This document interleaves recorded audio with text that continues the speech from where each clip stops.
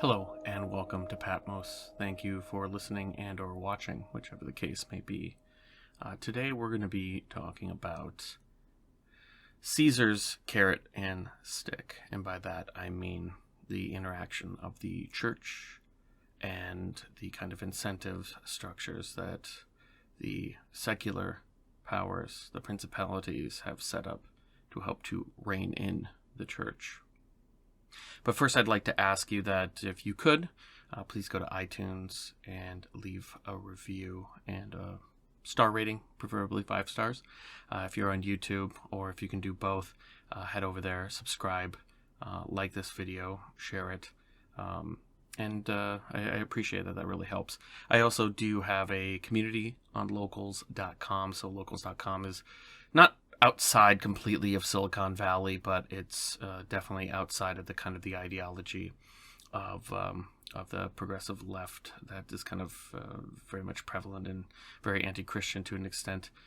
So I've set up a community there just to kind of give me a little bit more leeway than I would find on Twitter and Facebook. So you go to ozymandias.locals.com. That's OZYMANDIAS.locals.com. And you can do that for free. It's free to like posts. It's free to read anything. But unfortunately, or I shouldn't say unfortunately, but Locals requires a $2 a month minimum fee to be able to interact, post, comment, and things like that. And the reason that they do that is because it does cost money to run a service like that. So I don't fault them for that. But it's a minimum of $2 a month. So that's what I've set as basically the subscription if you'd like to do that. But you can also reach out to me on Twitter. And my Twitter handle is twitter.com/ParacelsusBurns, ParacelsusBurns, Paracelsusburns. So, into the topic. I don't really have any notes or anything in front of me. I just got one little thing pulled up here. And I actually had recorded this earlier last week before I went on vacation, or a really brief return home. But when I was about to leave, I was going to get it set for release, and then I realized that it did what I try never to do, which is to record through my webcam microphone there, which is, I mean, it's not terrible, but it's like talking to somebody in 2002 on a cell phone. So I decided to, re-record this after I got back. So I apologize for being a little late with that, but I hope that you'll forgive me. So the topic of this is that the secular state has always been, the secular powers, the principalities and the powers of this world have always been very leery of Christianity. And you saw this at first because you saw this at first in Rome. And in Rome, at the very beginning of Christianity, to an extent, there was trepidation about it. Very, very early, it was kind of just seen as kind of like this weird cult of those peoples in the East who believed in one God. But as they started to gain more and more converts, they actually started to get notice, not just from the local governors in the Middle East and areas around in Greece, but in Rome itself. And in a very Girardian way, they became the scapegoats, where things got blamed on them. It was the Christians who did this. And some of that may or may not be true when we talk about Nero and those types of stories. But those stories are symbolic, and they are as true regardless of whether or not they're historically accurate or not. And that's one thing we're not going to go into now, but that historically accurate and truth are not aren't things that exist outside of each other. Something can be historically inaccurate and be absolutely true, but that's a different topic for a different day. But the state has always seen the secular powers, the principalities of the world, and I'll just refer to the secular state as just principalities of the world from here on out, has always seen it as a danger, right? Because it is a group that is not serving the prince of this world. It is a group serving the Most High. It is a group that is outside, in a sense, of their ability to influence and power and have power over. And you saw this with the massive clampdowns, the persecutions, and things like that early on in the period. And then after Constantine's conversion, or I guess you could say his conversion came later, but his making Christianity legal, it started to ease off, and Christians had not only the freedom to practice the religion without persecution, but they also kind of became almost a favored group. And this led to the desert ascetics, seeking a martyrdom of a different sort, right? A martyrdom to self versus a martyrdom from the powers, the secular powers and principalities of this world, and seeking a martyrdom for those powers and principalities on a different plane, a different level. But over time, you've seen this waxing and waning of how the powers of the world interacted with them. There were individuals and states and that embraced, to an extent, the Christian message, but not completely. And this is why you'll see things like, and the atheists are historically accurate when they go, well, X happened, right? The pogroms in modern what is now Germany, or the Germanic lands, right? The sacking of Constantinople, or other things that went along during the Crusades and things like that. And that is because of what Tom Holland talks about in Dominion, is that it was a slow process of Christianization, even though the majority of Europeans, let's say in the Middle Ages, were professed Christians, or they went to church the twice a year that they most of them did go, and they did all those sorts of things. The Christianization of the culture and of the mind was an ongoing process. It didn't happen all of a sudden. And during this kind of tussle of the Christianization of the culture, right, there was always kind of periods of times where you would have a ruler, where you would have an empire or whatever that would be more embracing of not just Christianity, but the Christian culture, the Christian message, the essence of being a Christian in various forms. And then there would be others who were like today, like a Biden sort of Christian who's, says that they are, but when you actually look at their actions, that they are not. They have not been Christianized. They are seeking, the embrace of the powers and principalities of the prince of this world. And for a very long time, those powers and principalities did to Christianity what they did to Christ. They would, when in conflict, when one would conflict with their ability to get power, to maintain power, to increase their power, they would lash out, often violently.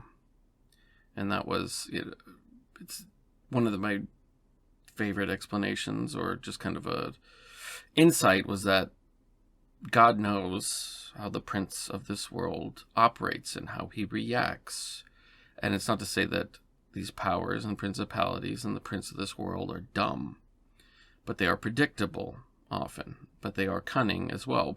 But when they saw Christ, they did not quite know who he was. They knew he was holy. They knew he had great power.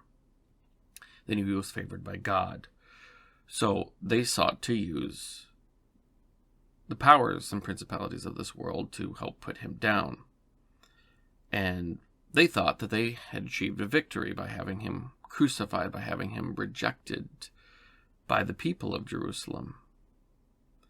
And in fact, what they were doing was fulfilling God's plan for redemption of the world.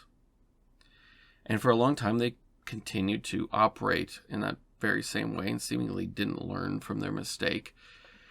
And they would, well, let's encourage those who are seeking, who we can influence, these humans that we can influence, these humans that are seeking our favor and our privilege, who are seeking to gain access to a taste of the power that has been granted to us, because they have been granted power by God. They cannot operate. It is part of God's plan that they do have a level of power, and even within Scripture, it talks about periods where they will be granted even more power. But they can't operate without that. They're not, while they rebelled against God, they cannot rebel against his power. They can't operate and do anything that they want without God's will allowing it. If he so chose, they would be destroyed, but it is part of his plan, it is part of his will. Much of this we don't understand. And it's not for us to understand. But it is part of his plan and his will. And many of these humans seeking secular power are seeking the powers and privileges that they have been granted, which is very short-sighted, considering why would you seek to gain the power and privilege of a subservient group who offers you nothing but a very temporary access to something. But they sought to use influence, be influence peddlers over these individuals, and try to stamp out the Christians by, well, let's torture them, let's persecute them, let's sell them into slavery, let's burn down their places of worship, let's arrest their leaders, let's destroy their holy places. And all this did was, just as Christ was able to rise up and defeat death when the powers and principalities of this world sought to destroy him, so his church grows. Now it seems almost counterintuitive to think that a group who is, that the more pressure, the more persecution, the more terrible things that are done to a group, that not only will they not disappear, but they'll actually grow and become stronger. And now you've seen a bit of change of tactics, per se. And it's not a new tactic. It's very similar to what occurs to us and has occurred to every person who is trying to follow he who is throughout history of his revelation to humanity. This is not a new tactic of it's the same as what was done with those who were seeking powers and principalities of this world, is corruption. And it's also not to say that the old hammer and anvil doesn't come out. It does. You look around the world, and there's many Christians in China and Nigeria and a lot of these places all over the world. They are being persecuted still. But within the larger sections of the West, you'll see that corruption has been found to be a much better carrot to use against the church. And you see this through basically how through taxation, through how taxes work. And especially in America, and I'm not that familiar with Canada, with other Western countries per se, but I think it's pretty similar, where houses of worship are exempt from property taxes. Definitely in America, once they reach a certain size and they go through the reasonable hoops, Anybody can, and you'll see that there's thousands and thousands and thousands of different nonprofit religions in America. Everything from Catholicism to the Methodists to Scientology are all considered tax exempt because they are a religious group. And ostensibly, this is put out because there's that a lot of these organizations do a lot of good. They serve a public good, at least on the face. That's why they say that they do this. So we're going to make them tax exempt, and then that way they have more capital to be able to do these public goods. And that's the face of it. That's the public reasoning that they give for this. At least that's the reason that the power presents to the public. Germany's even more.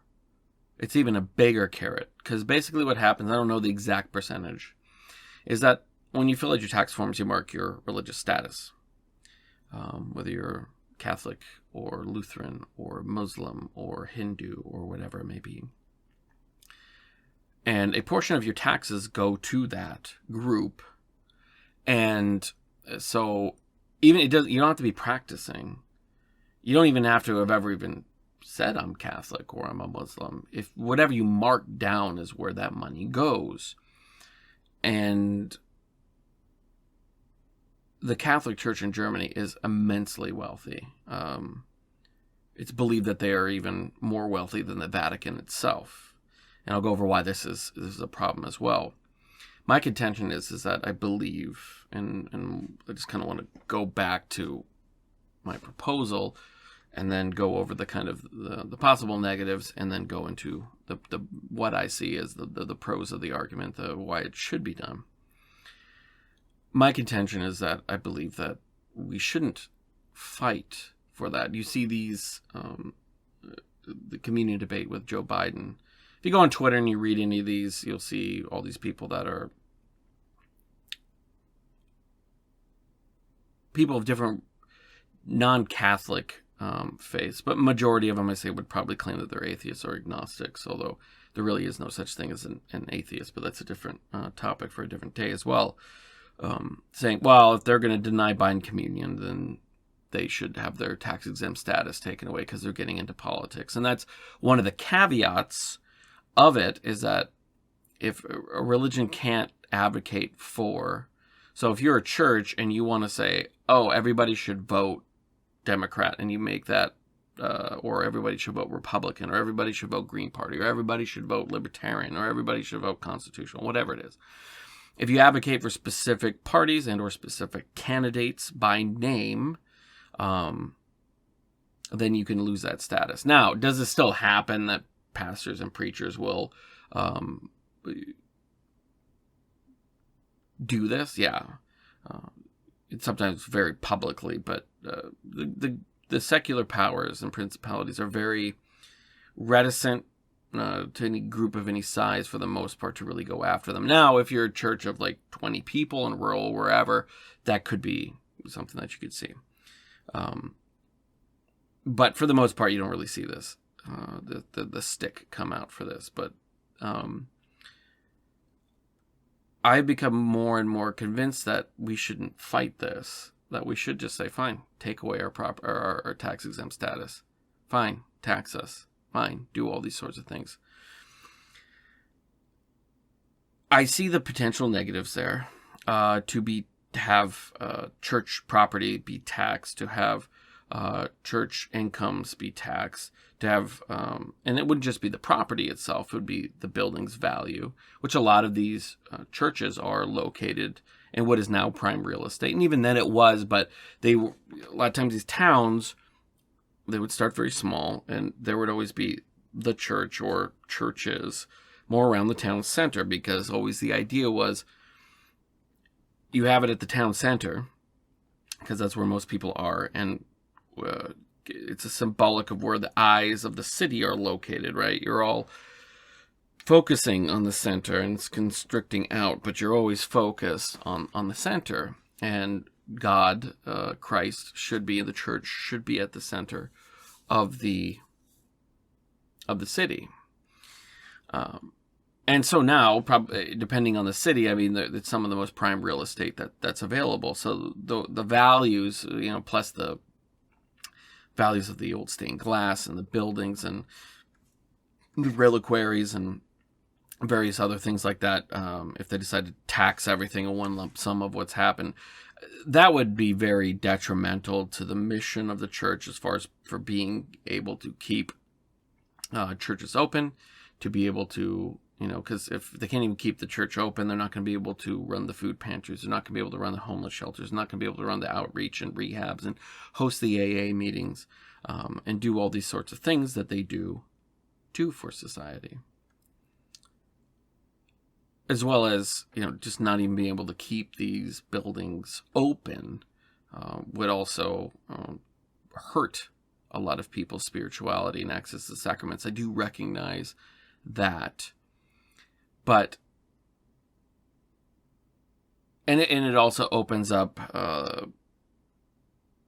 the ability to put pressure on specific churches and faiths that fall even further out of favor with the secular powers and principalities by assessing them at higher rates and all these sorts of things. So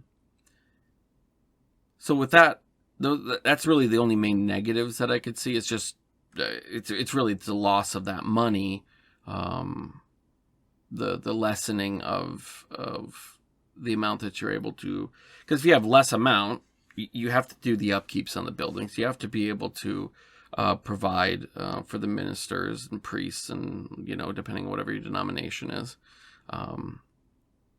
to do that. And that's kind of like your core, and then your core mission. And then from out there, that's where you run outside. I mean, everything's kind of the core mission in the Christian view as far as for helping the poor and all that. But the ability to deliver the sacraments to the people is probably the primary goal of the physical church, the physical diocese and things like that. And then from there, being able to do a lot of these other charitable things as well. But if the reason I think that it's maybe time to start to stop trying to fight that is because this has been used as the carrot. You see,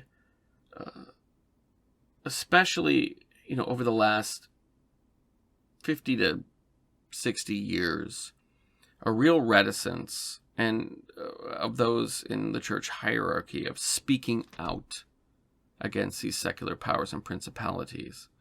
I think a lot of it comes from, one, I think that there's been an infiltration of modernism and kind of liberal thinking post-World War II, especially in Europe. I think that had a lot to do with just the absolute death and destruction that came from the war, and a lot of people kind of maybe didn't lose their faith in totality, but lost a lot of the strength of that faith.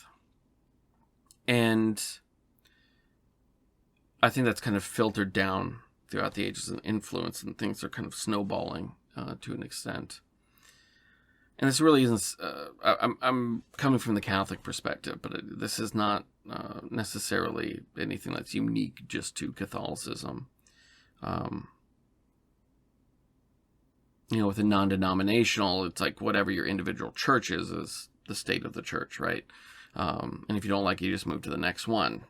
So, it's a lot harder to identify. We go, no, I go to my church, right? And our church, my pastor speaks out. It's like, okay, but, you're just you're just speaking for those 50 people and that one pastor as being okay versus the church, the Christianity as a whole, or the church.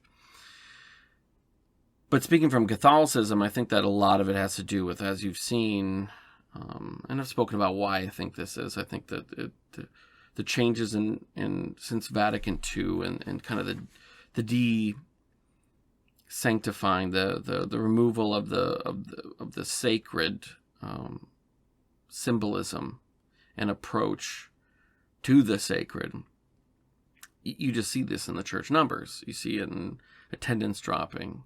Alongside that, tithing and donations and weekly offerings that come up. You see this in lack of not just church attendance, but even those who are Catholic still, of just misunderstanding or not outright believing very basic things. We're not talking about even something I would consider praying the rosary every day as being somewhat basic. But things like, is Christ present in the Eucharist? Only 30% of Catholics believe that. And I think that a lot of this has to do with all this stuff coming together and less money. And you see church closings all over. And I don't, a bishop who is comes into a diocese and he gets promoted and to become the bishop of that diocese. And, he is a good, strong man of faith who understands, the tradition and everything like that. I mean, it doesn't make it, their job isn't any easier because they do embrace the deposit of faith and the tradition and the sacred nature of their position and all that. They're just as affected as the modernist bishop would be. And I don't envy them because it's very difficult to go, we can't afford to keep all these churches out. And this church only has, it was built to hold, 200 people and it's got, 46. And then this one's got, 80. And then this one's got, 62. And we can't afford to keep all three churches open. I mean, just, they're not paying property taxes and all that sort of stuff. Sure. But you have upkeep, you have to replace roofs, you have to keep power, you have to, all these sorts of things that are just, normal expenses. It's just impossible. And I think a lot of them, because of this precarious financial position, and it's not that being more financially solvent would fix it either, per se, although I think that that's part of it, but I think that comes with a re-embracement of tradition and the kind of numbers that bears out. I think a lot of them are very afraid of poking any sort of bear in terms of secular powers and principalities of losing that status or that, that carrot being removed. And that is the carrot that I think that keeps a lot of them muzzled to an extent. I mean, the abortion debate has been raging since Roe v. Wade in the 70s. And you've never seen any excommunications. Now, you have seen instances of, in certain parishes or whatever, where a politician was denied communion because of their public position against church teaching. But you've never seen any real, firm, unified message on this. You've seen the message of, we think that abortion is morally wrong and that it's murder, but that's about it. It's statements. It's not actual action.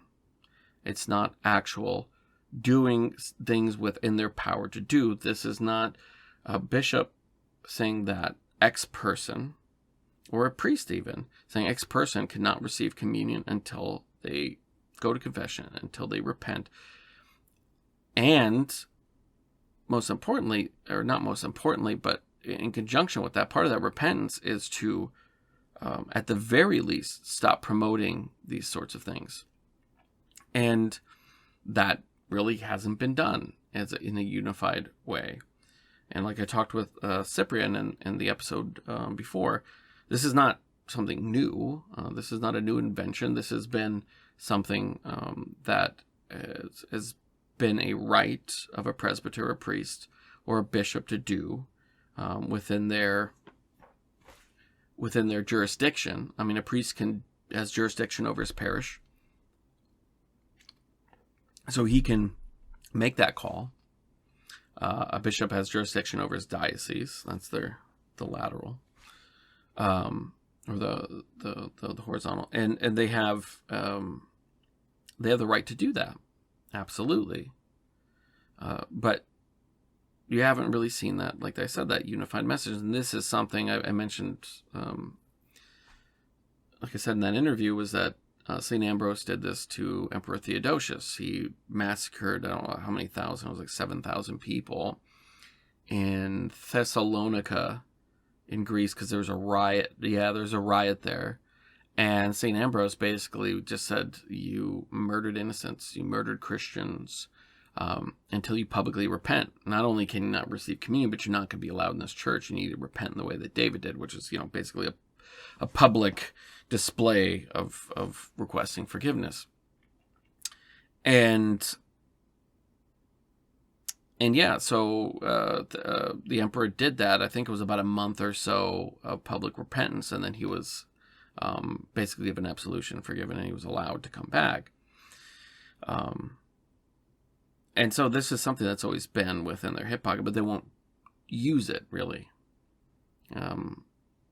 Giving them the benefit of the doubt of believing that, well, if we just keep dialogue open, we'll somehow... because that's what you've heard about with, like, Nancy Pelosi, and is going, well, we want to keep... We're dialoguing on this subject. Well, hers is not a new position. It's been years. So even giving the benefit of the doubt, just from a pragmatic standpoint, it's been like 30 years, so I think that you can kind of say that maybe the dialogue isn't working, and even if they were, that they were approaching it with good intentions, she is obviously not, and should be, and I think that, within Germany, like I talked about, as another example, they have, like I said, more money. Just the Diocese of Cologne itself has over $3 billion in assets, and that is just what was disclosed. It could be more. So all of the German dioceses, it just has to be massive. And this gives them immense power because popes have, pet projects, World Youth Day and all these other things that they want to see come to fruition. Different evangelizations and different things. And they need money to do these sorts of things just like anybody else does. And what you'll see is that a lot of the German dioceses have contributed a lot of money to papal projects. And this has bought them a lot of influence, whether it's appointments of individuals or whether it's directions or decisions and things like that. And of course, this does have a limit, like you just saw, with the CDFs answering the German bishop's dubia, asking whether or not that dubia is basically a request for clarification from a bishop or a cardinal to the Vatican on a subject. So the dubia was on, can we bless same-sex couples? They weren't asking, although that's really what they're eventually going after. They weren't asking to marry same-sex couples, but just like if, after Mass, or if I see a priest in a parking lot, I can say, Father, can I get a blessing, right? Or if me and my wife are there, like, Father, can you give us a blessing? Or if my children are with us, can you give our family a blessing, right? They were asking of, can we bless a same-sex couple? And there's never been anything that's ever been against, and nor would it be right to say, oh, no, you can't bless somebody who's gay. Right? Because you can bless a sinner. You're not blessing what they do. You are blessing them, giving them a blessing, praying for their soul. But to bless a couple, you're blessing that which joins them, which is, as the church says, is disordered. And the CDF came back and said that was, they could, that's not okay. You can't bless a sin. You can bless a sinner, but you cannot bless the sin itself, because by blessing a couple, you're blessing them, both of them, as individuals, but also what binds them. And so obviously this has some, limits, but it has really influenced. And there's been some books and articles and things that people have written over the years. I believe one was called The Rhine Runs into the Tiber, to talk about the influence of German bishops. And the German bishops are by far probably the most modernist and liberal, which for, I think, a lot of the same reasons that I mentioned before, post-World War II and those sorts of things, that German society itself went very far because they wanted to pretty much distance themselves as far away from any kind of attachment to the Third Reich in general. So any kind of question of, is this okay or is this not okay in society, if there is any even hint of anything that could be construed as being in line with what the Third Reich held, they just ran in the other direction. And I mean, this is a fallacy itself of just going, well, if a bad person or bad group believes something or did something, as far as for their actions, then that automatically makes that evil. I mean, Hitler was a vegetarian. It doesn't make vegetarianism evil in itself. But anyways, I can understand why they did, and this is why the German bishops, I think, also reflect that move. But I think a lot of that came from them, and their influence is also a very bad influence on the direction of the church. And I think that this is a good thing, although it will cause a lot of suffering. Acknowledge that. It will cause a lot of damage. Acknowledge that. But I think overall it will be a very good thing to have that carrot that's kind of right in front of the eyes, right, of the bishops, of the church, just like a donkey being led, that once you remove that carrot, you're not going to have anything to be running towards. And your focus is no longer going to be as much on what's right in front of you, that treat, that thing that you want. You're going to start to notice that stick that's there. You're going to start to feel, as you stop responding because the incentive is gone, you're going to start to feel the whip. You're going to start to feel the stick as you're being punished for not moving in the direction that you wanted to move. And it's inevitable. I think pretty much everybody who listens to this has been kind of on the same path, that there is a persecution coming. I mean, it's already here, but it is not ramped up to the extent that I'm talking about. And that's coming because the state, the powers and principalities can, coexist with Christianity, of course. But if you do the bidding of the powers and principalities, you cannot coexist with that. By that I mean, can there be a Christian nation or a Christian state? Absolutely. Absolutely. But that, it depends on, but just as with the individual, if they are seeking to serve the Most High, then they will inevitably follow in that same direction.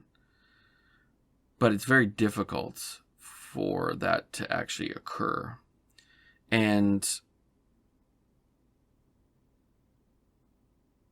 the way that you see this individualistic concept and democracy and all that, I don't think is necessarily compatible with that. And I think that what you're seeing now is as the Christianity without Christ has developed from metastasizing from Protestantism into the social gospel movement and then the progressivism and then now into the Church of Woke. And this is not, in the words of, this is not its final form either. But as this develops, it cannot live alongside a Christianity with Christ. And it's going to lead to an inevitable clash. And this clash is not going to be some Lord of the Rings, two towers with two armies clashing at the gates. You're going to see this more in the individual, as people have to make choices. And we do this every day regardless, but it's going to become more pronounced as time moves on. And it's going to become more regular. And it's going to become more overt rather than the more insidious covert of the prince of this world, where he tempts individuals every day. Do you look at this or do you turn your eyes away? Do you talk about this thing or that thing that's improper, or do you hold your tongue? Do you get up in the morning to say your prayers, or do you sleep in? Do you say your prayers before you go to bed at night, or do you just too tired and go to bed? And this is the very kind of more coverty, insidious nature. The overt is, you can't wear that cross out in public that offends people. You can't attend church because it's a danger to public health. All these sorts of things are the more overt actions that I'm talking about. But history has shown that the church is always at its best, at its healthiest, and its people most, ironically, spiritually strong when the carrot is removed, when the powers and principalities are forced to remove their carrot and bring out the stick. And for these reasons, I think that this would be better. And I think that's going to happen inevitably anyways. And so I guess I'm more saying that we shouldn't fight it. And I guess it's almost a collapsitarian outlook as well of saying, not only not fight it, but maybe go and do it, please.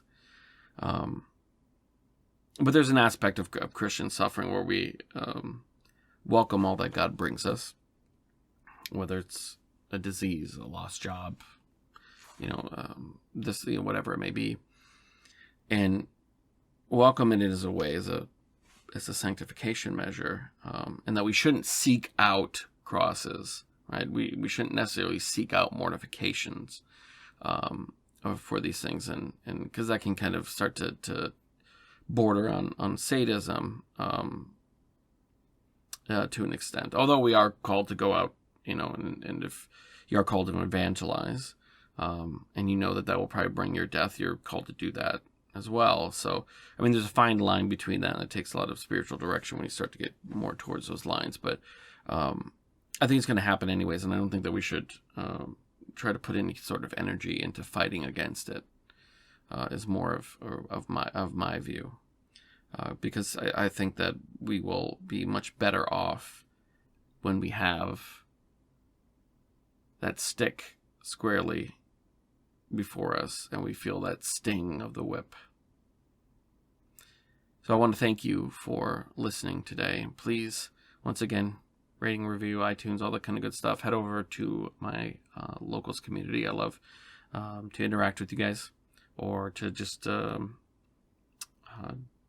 hear about your stories and answer any questions if I can. I'm not a theologian, and I'm not expert. I'm just a regular person just trying to enrich myself and learn more about God, and learn more about the faith, and learn how to